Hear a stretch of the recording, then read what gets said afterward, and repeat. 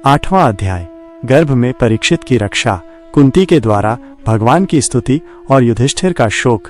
सूत जी कहते हैं, इसके बाद पांडव श्री कृष्ण के साथ जलांजलि के इच्छुक मरे हुए स्वजनों का तर्पण करने के लिए स्त्रियों को आगे करके गंगा तट पर गए।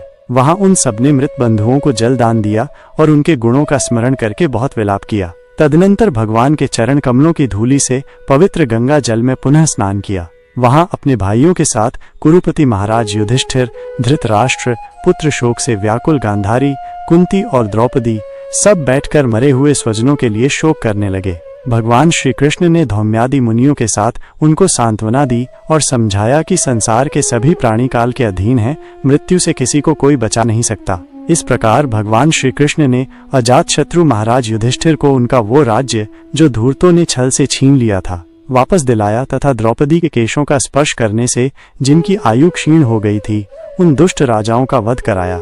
साथ ही युधिष्ठिर के द्वारा उत्तम सामग्रियों से तथा पुरोहितों से 3 अश्वमेध यज्ञ कराए। इस प्रकार युधिष्ठिर के पवित्र यश को 100 यज्ञ करने वाले इंद्र के यश की तरह सब ओर फैला दिया। इसके बाद भगवान श्री कृष्ण ने वहां से जाने का विचार किया। उन्होंने इसके लिए पांडवों से विदा ली और व्यास आदि ब्राह्मणों का सत्कार किया। उन लोगों ने भी भगवान का बड़ा ही सम्मान किया। तदनंतर सात्यकी और उद्धव के साथ द्वारका जाने के लिए वे रथ पर सवार हुए। उसी समय उन्होंने देखा कि उत्तरा भय से विह्वल होकर सामने से दौड़ी चली आ रही है।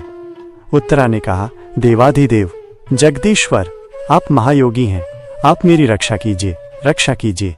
आपके अतिरिक्त इस लोक में मुझे अभय देने वाला और कोई नहीं है, क्योंकि यहाँ सभी परस्पर एक दूसरे की मृत्यु के निमित्त बन रहे हैं। प्रभो, आप सर्वशक्तिमान हैं। ये दहकते हुए लोहे का बाण मेरी ओर दौड़ा आ रहा है। स्वामिन, ये मुझे भले ही जला डाले, परंतु मेरे गर्भ को नष्ट न करे, ऐसी कृपा कीजिए। सूत जी कहते हैं, भक्तवत्सल भगवान श्री कृष्ण उसकी बात सुनते ही जान गए कि अश्वत्थामा ने पांडवों के वंश को निर्बीज करने के लिए ब्रह्मास्त्र का प्रयोग किया है। शौनक जी, उसी समय पांडवों ने भी देखा कि जलते हुए 5 बाण हमारी ओर आ रहे हैं, इसलिए उन्होंने भी अपने अपने अस्त्र उठा लिए। सर्वशक्तिमान भगवान श्री कृष्ण ने अपने अनन्य प्रेमियों पर, शरणागत भक्तों पर बहुत बड़ी विपत्ति आई जानकर अपने निज अस्त्र सुदर्शन चक्र से उन निज जनों की रक्षा की। योगेश्वर श्री कृष्ण समस्त प्राणियों के हृदय में विराजमान आत्मा हैं। उन्होंने उत्तरा के गर्भ को पांडवों की वंश परंपरा चलाने के लिए अपनी माया के कवच से ढक दिया। शौनक जी, यद्यपि ब्रह्मास्त्र अमोघ है और उसके निवारण का कोई उपाय भी नहीं है, फिर भी भगवान श्री कृष्ण के तेज के सामने आकर वो शांत हो गया। ये कोई आश्चर्य की बात नहीं समझनी चाहिए, क्योंकि भगवान तो सर्वाश्चर्यमय हैं। वे ही अपनी निज शक्ति माया से स्वयं अजन्मा होकर भी इस संसार की सृष्टि, रक्षा और संहार करते हैं। जब भगवान श्री कृष्ण जाने लगे, तब ब्रह्मास्त्र की ज्वाला से मुक्त अपने पुत्रों के और द्रौपदी के साथ सती कुंती ने भगवान श्री कृष्ण की इस प्रकार स्तुति की। कुंती ने कहा, आप समस्त जीवों के बाहर और भीतर एक रस स्थित हैं, फिर भी इंद्रियों और वृत्तियों से देखे नहीं जाते, क्योंकि आप प्रकृति से परे आदि पुरुष परमेश्वर हैं। मैं आपको नमस्कार करती हूँ। इंद्रियों से जो कुछ जाना जाता है उसकी तह में आप विद्यमान रहते हैं और अपनी ही माया के पर्दे से अपने को ढके रहते हैं। मैं अबोध नारी, आप अविनाशी पुरुषोत्तम को भला कैसे जान सकती हूँ? जैसे मूढ़ लोग दूसरा भेष धारण किए हुए नट को प्रत्यक्ष देखकर भी नहीं पहचान सकते, वैसे ही आप दिखते हुए भी नहीं दिखते। आप शुद्ध हृदय वाले विचारशील जीवन मुक्त परम हंसों के हृदय में अपनी प्रेममयी भक्ति का सृजन करने के लिए अवतीर्ण हुए हैं। फिर हम अल्प बुद्धि स्त्रियां आपको कैसे पहचान सकती हैं? आप श्री कृष्ण वासुदेव, देवकी नंदन, नंदगोप के लाडले लाल गोविंद को हमारा बारंबार प्रणाम है, जिनकी नाभि से ब्रह्मा का जन्म स्थान कमल प्रकट हुआ है, जो सुंदर कमलों की माला धारण करते हैं, जिनके नेत्र कमल के समान विशाल और कोमल हैं, जिनके चरण कमलों में कमल का चिन्ह है। श्री कृष्ण, ऐसे आपको मेरा बार बार नमस्कार है। ऋषिकेश, जैसे आपने दुष्ट कंस के द्वारा कैद की हुई और चिरकाल से शोकग्रस्त देवकी की रक्षा की थी, वैसे ही पुत्रों के साथ मेरी भी आपने बार बार विपत्तियों से रक्षा की है। आप ही हमारे स्वामी हैं, आप सर्वशक्तिमान हैं। श्री कृष्ण, कहाँ तक गिनाऊं विष से, लाक्षागृह की भयानक आग से, हिडिम्ब आदि राक्षसों की दृष्टि से, दुष्टों की द्यूत सभा से, वनवास की विपत्तियों से और अनेक बार के युद्धों में अनेक महारथियों के शस्त्रास्त्रों से और अभी अभी इस अश्वत्थामा के ब्रह्मास्त्र से भी आपने ही हमारी रक्षा की है। जगत गुरु, हमारे जीवन में सर्वदा पद पद पर विपत्तियां आती रहें, क्योंकि विपत्तियों में ही निश्चित रूप से आपके दर्शन हुआ करते हैं और आपके दर्शन हो जाने पर फिर जन्म मृत्यु के चक्कर में नहीं आना पड़ता। ऊंचे कुल में जन्म, ऐश्वर्य, विद्या और संपत्ति के कारण जिसका घमंड बढ़ रहा है, वो मनुष्य तो आपका नाम भी नहीं ले सकता, क्योंकि आप तो उन लोगों को दर्शन देते हैं जो अकिंचन है। आप निर्धनों के परम धन हैं। माया का प्रपंच आपका स्पर्श भी नहीं कर सकता। आप अपने आप में ही विहार करने वाले परम शांत स्वरूप हैं। आप ही कैवल्य मोक्ष के अधिपति हैं। आपको मैं बार बार नमस्कार करती हूँ। मैं आपको अनादि, अनंत, सर्वव्यापक, सबके नियंता, काल रूप परमेश्वर समझती हूँ। संसार के समस्त पदार्थ और प्राणी आपस में टकराकर विषमता के कारण परस्पर विरुद्ध हो रहे हैं, परंतु आप सब में समान रूप से विचरे रहे हैं। भगवान, आप जब मनुष्यों की सी लीला करते हैं तब आप क्या करना चाहते हैं ये कोई नहीं जानता। आपका कभी कोई न प्रिय है और न अप्रिय। आपके संबंध में लोगों की बुद्धि ही विषम हुआ करती है। आप विश्व के आत्मा हैं, विश्व रूप हैं। न आप जन्म लेते हैं और न कर्म ही करते हैं, फिर भी पशु, पक्षी, मनुष्य, ऋषि, जलचर आदि में आप जन्म लेते हैं और उन योनियों के अनुरूप दिव्य कर्म भी करते हैं। यह आपकी लीला ही तो है।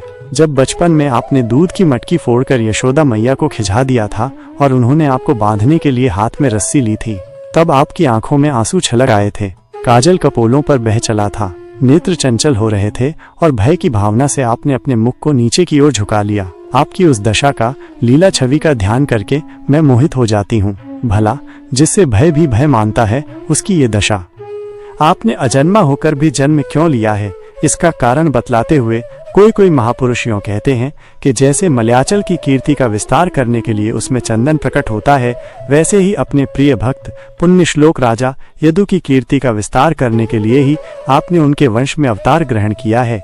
दूसरे लोग यूं कहते हैं कि वसुदेव और देवकी ने पूर्व जन्म में सुतपा और प्रश्नी के रूप में आपसे यही वरदान प्राप्त किया था, इसीलिए आप अजन्मा होते हुए भी जगत के कल्याण और दैत्यों के नाश के लिए उनके पुत्र बने हैं। कुछ और लोग यूं कहते हैं कि ये पृथ्वी दैत्यों के अत्यंत भार से समुद्र में डूबते हुए जहाज की तरह डगमगा रही थी, पीड़ित हो रही थी, तब ब्रह्मा की प्रार्थना से इसका भार उतारने के लिए ही आप प्रकट हुए। कोई महापुरुष यूं कहते हैं कि जो लोग इस संसार में अज्ञान, कामना और कर्मों के बंधन में जकड़े हुए पीड़ित हो रहे हैं, उन लोगों के लिए श्रवण और स्मरण करने योग्य लीला करने के विचार से ही आपने अवतार ग्रहण किया है। भक्तजन बार बार आपके चरित्र का श्रवण, गान, कीर्तन एवं स्मरण करके आनंदित होते रहते हैं। वे ही अविलंब आपके उस चरण कमल का दर्शन कर पाते हैं जो जन्म मृत्यु के प्रवाह को सदा के लिए रोक देता है। भक्त वांछा कल्पतरु प्रभो, क्या अब आप अपने आश्रित और संबंधी हम लोगों को छोड़कर जाना चाहते हैं? आप जानते हैं कि आपके चरण कमलों के अतिरिक्त हमें और किसी का सहारा नहीं है। पृथ्वी के राजाओं के तो हम यूं ही विरोधी हो गए हैं। जैसे जीव के बिना इंद्रियां शक्तिहीन हो जाती हैं, वैसे ही आपके दर्शन बिना यदुवंशियों के और हमारे पुत्र पांडवों के नाम तथा रूप का अस्तित्व ही क्या रह जाता है। गदाधर, आपके विलक्षण चरण चिन्हों से चिन्हित ये कुरुजांगल देश की भूमि आज जैसी शोभायमान हो रही है, वैसी आपके चले जाने के बाद न रहेगी। आपकी दृष्टि के प्रभाव से ही ये देश पकी हुई फसल तथा लता वृक्षों से समृद्ध हो रहा है। ये वन, पर्वत, नदी और समुद्र भी आपकी दृष्टि से ही वृद्धि को प्राप्त हो रहे हैं। आप विश्व के स्वामी हैं, विश्व के आत्मा हैं और विश्व रूप हैं। यदुवंशियों और पांडवों में मेरी बड़ी ममता हो गई है। आप कृपा करके स्वजनों के साथ जोड़े हुए इस स्नेह की दृढ़ फांसी को काट दीजिए। श्री कृष्ण, जैसे गंगा की अखंड धारा समुद्र में गिरती रहती है, वैसे ही मेरी बुद्धि किसी दूसरी ओर न जाकर आपसे ही निरंतर प्रेम करती रहे। श्री कृष्ण, अर्जुन के प्यारे सखा यदुवंश शिरोमणे, आप पृथ्वी के भार रूप राजवेशधारी दैत्यों को जलाने के लिए अग्नि रूप हैं। आपकी शक्ति अनंत है। गोविंद, आपका ये अवतार गौ, ब्राह्मण और देवताओं का दुख मिटाने के लिए ही है। योगेश्वर, चराचर के गुरु भगवान, मैं आपको नमस्कार करती हूँ। सूत जी कहते हैं, इस प्रकार कुंती ने बड़े मधुर शब्दों में भगवान की अधिकांश लीलाओं का वर्णन किया। ये सब सुनकर भगवान श्री कृष्ण अपनी माया से उसे मोहित करते हुए से मंद मंद मुस्कुराने लगे। उन्होंने कुंती से कह दिया, अच्छा ठीक है, और रथ के स्थान से वे हस्तिनापुर लौट आए। वहां कुंती और सुभद्रा आदि देवियों से विदा लेकर जब वे जाने लगे, तब राजा युधिष्ठिर ने बड़े प्रेम से उन्हें रोक लिया। राजा युधिष्ठिर को अपने भाई बंधुओं के मारे जाने का बड़ा शोक हो रहा था। भगवान की लीला का मर्म जानने वाले व्यास आदि महर्षियों ने और स्वयं अद्भुत चरित्र करने वाले भगवान श्री कृष्ण ने भी अनेकों इतिहास कहकर उन्हें समझाने की बहुत चेष्टा की, परंतु उन्हें सांत्वना न मिली, उनका शोक न मिटा। शौनकादि ऋषियों, धर्मपुत्र राजा युधिष्ठिर को अपने स्वजनों के वध से बड़ी चिंता हुई। वे अविवेक युक्त चित्त से स्नेह और मोह के वश में होकर कहने लगे, भला मुझ दुरात्मा के हृदय में बद्धमूल हुए इस अज्ञान को तो देखो। मैंने सियार कुत्तों के आहार इस अनात्मा शरीर के लिए अनेक अक्षौहिणी मीणु सेना का नाश कर डाला। मैंने बालक ब्राह्मण संबंधी मित्र चाचा ताऊ भाई बंधु और गुरुजनों से द्रोह किया है। करोड़ों वर्षों में भी नरक से मेरा छुटकारा नहीं हो सकता। यद्यपि शास्त्र का वचन है कि राजा यदि प्रजा का पालन करने के लिए धर्म युद्ध में शत्रुओं को मारे तो उसे पाप नहीं लगता, फिर भी इससे मुझे संतोष नहीं होता। स्त्रियों के पति और भाई बंधुओं को मारने से उनका मेरा यहाँ जो अपराध हुआ है उसका मैं गृहस्थोचित यज्ञ यागादिकों के द्वारा मार्जन करने में समर्थ नहीं हूँ। जैसे कीचड़ से मैला जल स्वच्छ नहीं किया जा सकता, मदिरा से मदिरा की अपवित्रता नहीं मिटाई जा सकती, वैसे ही बहुत से हिंसा बहुल यज्ञों के द्वारा एक भी प्राणी की हत्या का प्रायश्चित नहीं किया जा सकता।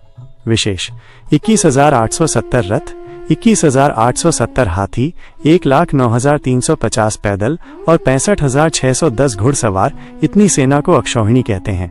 महाभारत।